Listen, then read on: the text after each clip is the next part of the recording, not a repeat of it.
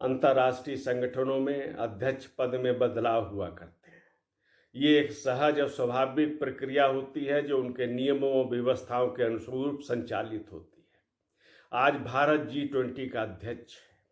पहले अन्य देश भी अध्यक्ष हुए हैं जो इसके सदस्य देश हैं, लेकिन ये पहला अवसर है कि G20 को में एक नया अध्याय जोड़ने का काम प्रधानमंत्री नरेंद्र मोदी ने किया है। ये पहला अवसर है जब भारत की सूक्त वाक्य वसुधैव कुटुंबकम को किसी वैश्विक संगठन ने अपना ध्येय वाक्य बनाया है और आज पूरे दुनिया में वसुधैव कुटुंबकम की चर्चा हो रही है क्योंकि G20 बहुत प्रभावशाली संगठन है। नरेंद्र मोदी ने अपनी विदेश नीति में संस्कृति का समावेश किया है। वह संस्कृति जो विश्व कल्याण की कामना करती है, जो वसुधैव को कुटुंब मान के चलती है, जो सर्वे भवन्तु सुखिनः का कामना के साथ आगे बढ़ती है। ये जो विचारधारा है, इसी के द्वारा विश्व की समस्याओं का समाधान हो सकता है। इस कारण G20 का नजरिया बदल रहा है और ये पहली बार ऐसा होने जा रहा है कि एक भारतीय ध्येय वाक्य को लेकर एक संगठन आगे बढ़ने का संकल्प व्यक्त कर रहा है।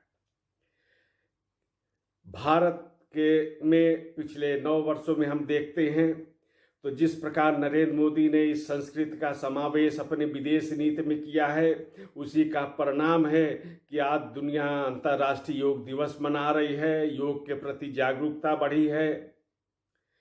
पृथ्वी सूक्ति में पर्यावरण का संदेश दुनिया को दिया जा रहा है। भारत के आयुर्वेद और भारत की जीवन शैली और श्री अन्न के प्रति लोगों की जागरूकता बढ़ रही है। दुनिया में लोकप्रियता बढ़ रही है और ये सारी बातें G20 के अंतर्गत भी प्रतिध्वनित हो रही हैं और संयुक्त राष्ट्र संघ के माध्यम से भी यात्रा आगे बढ़ रही है। लखनऊ विश्वविद्यालय में राजनीति शास्त्र विभाग में V.S. राम मेमोरियल लेक्चर का आयोजन किया गया। इसका संदर्भ भी यही था, विषय भी यही था, G20 की अध्यक्षता और विश्व व्यवस्था। इसमें तमिलनाडु के राज्यपाल R.N. रवि ने मुख्य व्याख्यान दिया। उनके व्याख्यान में भी वो विषय उठाए गए जो नरेंद्र मोदी के नेतृत्व क्षमता को प्रमाणित करने वाले हैं। नरेंद्र मोदी के अपने काम करने का अलग अंदाज है जो उनको विश्व में सर्वाधिक लोकप्रिय नेता के रूप में प्रतिष्ठित करने वाला है। ये उल्लेख उनके व्याख्यान में भी प्रतिध्वनित हुआ है। उन्होंने कहा कि भारत में विश्व का नेतृत्व करने की क्षमता है और इस कार्य के लिए नरेंद्र मोदी के नेतृत्व में भारत अपने को तैयार कर रहा है। भारतीय दृष्टि से वैश्विक समस्याओं का समाधान किया जा सकता है। आज दुनिया इस बात को स्वीकार कर रही है।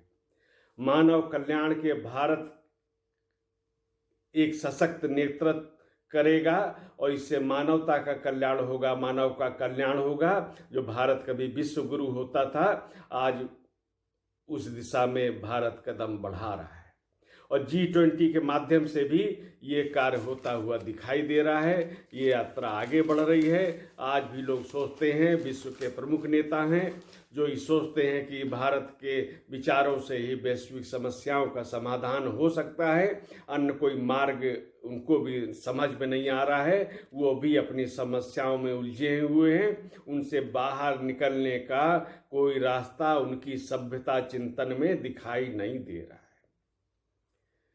मोदी ने दुनिया को भारतीय दृष्टि से परिचित कराया है। G20 का प्रतीक चिन्ह देख ले, उस चिन्ह को देखकर भारत के प्रति स्वाभिमान रखने वाले प्रत्येक व्यक्ति को गर्व की अनुभूति होनी चाहिए। प्रतीक चिन्ह में 7 पंखुड़ियों का कमल है। कमल समृद्धि का प्रतीक है और उसमें पूरी दुनिया को दिखाया गया है। वसुधैव कुटुंबकम लिखा हुआ है।